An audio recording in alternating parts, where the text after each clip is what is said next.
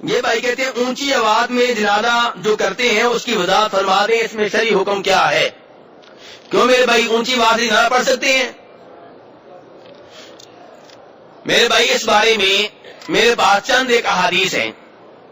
آہستہ آواز سے جنازہ پڑھنا تو بالکل حدیث سے ثابت ہے، کوئی شک و شبہ ہی نہیں ہے، اور آپ اس کے اوپر عمل بھی کرتے ہیں۔ اس کے دلائل دینے کی مجھے ضرورت ہے نہیں ہے، کیونکہ آپ پہلے سے مانتے ہیں۔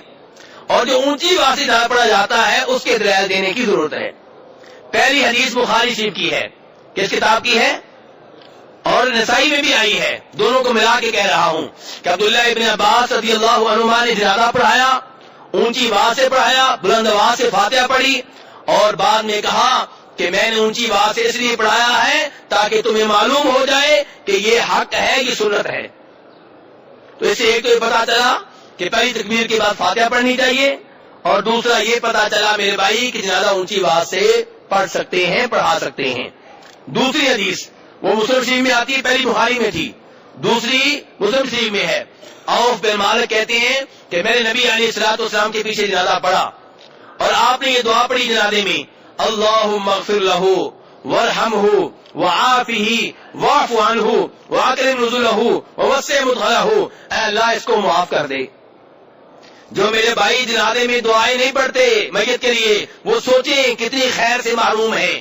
اگر یہ دعا آپ پڑھیں تو میت کو کتنا فائدہ ہوگا۔ اللہم اغفر لہ، اے اللہ اس کو معاف کر دے، وارحمہ، اے اللہ اس کے اوپر رحمتوں کی بات فرما، واعف عنہ، اس کو معاف کر دے، درگزر کر، وعافی، اس کو عافیت میں رکھ، ان کی قبر میں کوئی تکلیف نہ ہو، یا اللہ اس کی بہترین مہمان نوازی کر، یا اللہ اس کی قبر کو کشادہ کر دے، یا اللہ دنیا کے گھر والوں سے بہتر گھر والے اسے آخرت میں دے، یا اللہ اس کو قبر کے عذاب سے محفوظ رکھ، یا اللہ اس کو جہنم کے عذاب سے محفوظ رکھ۔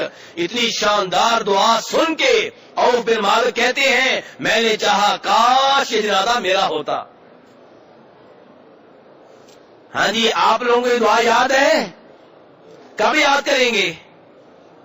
والد صاحب فوت ہو گئے، آپ نے جنازہ پڑھا اور ایسے کھڑے رہے آپ بت مان کے، کچھ آپ نے نہیں کہا، کوئی فائدہ نہیں دیا ان کو آپ نے۔ والدہ فوت ہوئی پھر بھی آپ ایسے کھڑے رہے، اب اولاد کی باری شروع ہوگی، آپ بھی ایسے ہی کھڑے رہیں گے۔ یہ دعائیں یاد کریں، یہ دعائیں یاد کریں میرے بھائیوں۔ پہلی تکبیر کے بعد فاتحہ سب کو پڑھنی چاہیے، امام کو، مقتدی کو۔ دوسری تکبیر کے بعد درود شریف، اور بہتر ہے درود ابراہیمی، امام بھی پڑھے مقتدی بھی پڑھے۔ تیسری تکبیر کے بعد میت کے لیے دعائیں کریں، امام بھی کریں، آپ بھی کریں۔ جنازے کا مقصد کیا ہے میرے بھائیوں؟ دعا ہے، جنازے کا مقصد دعا ہے، اور ہم لوگ جنازے میں دعا نہیں کرتے۔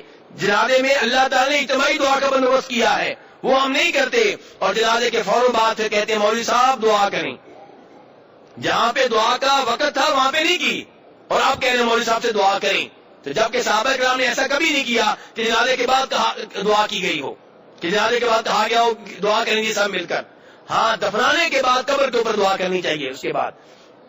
تو بہرحال میرے بھائی اس حدیث سے بھی پتا چلا کہ آپ نے دعا اونچی آواز سے پڑھی، اسی لیے عوف بن مالک نے سنی اور یاد کر لی، سنی اور یاد کر لی۔ ایک اور بھی حدیث آتی ہے، اس میں بھی یہی کچھ ہے، ایک اور دعا آپ نے پڑھی اور صحابی کہتے ہیں میں نے سنی اور پھر انہوں نے میرے بھائی یاد کر لی۔ تو اس سے پتا چلا کہ جنازہ اونچی آواز سے بھی پڑھ سکتے ہیں۔